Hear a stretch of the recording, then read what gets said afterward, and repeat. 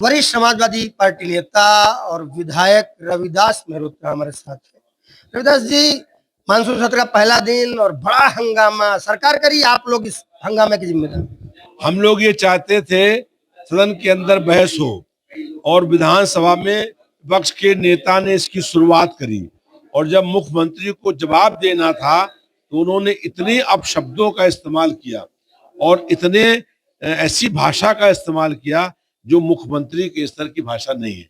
मुख्यमंत्री ने कहा शुरुआत में कि समाजवादी और लोकतंत्र आपस में एक दूसरे के अपोजिट, नदी के दो छोर हैं, उन्होंने दो छोर हैं और हम लोग 50 साल पहले लोकतंत्र की रक्षा करने के लिए 20 महीने जेल काटने का काम किया। हम लोकतंत्र सेनानी हैं और कह रहे हैं समाजवादी और लोकतंत्र है एक नदी के दो छोर हैं।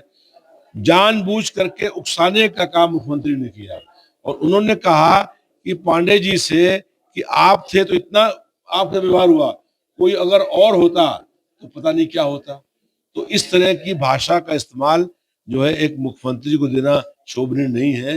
ये निश्चित रूप से अनुचित भाषा है और इसके लिए हम लोगों ने जांच की पूरी मांग करी और जो दोषी उन पर कार्रवाई करने की मांग की। मुख्यमंत्री ने तो ये भी कहा कि संभल में सपा सरकार के दौरान नग्न तांडव हुआ था और अब उसका शुद्धिकरण हो रहा है। देखिए, संभल चर्चा पहले हो चुकी है, आज चर्चा गोरखपुर की थी। उनके जनपद में जिस तरीके से व्यापारियों की दुकानों को उजाड़ा गया और बल का प्रयोग किया गया और जब पांडे जी पक्ष के हैं वो गए तो उनके साथ ऐसा व्यवहार हुआ, उस पर आज उन्होंने अपनी बात खुद रखी।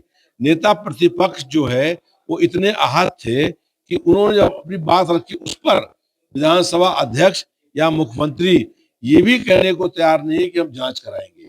इससे स्पष्ट है कि विपक्ष की और जनता की आवाज दबाने का काम हो रहा है।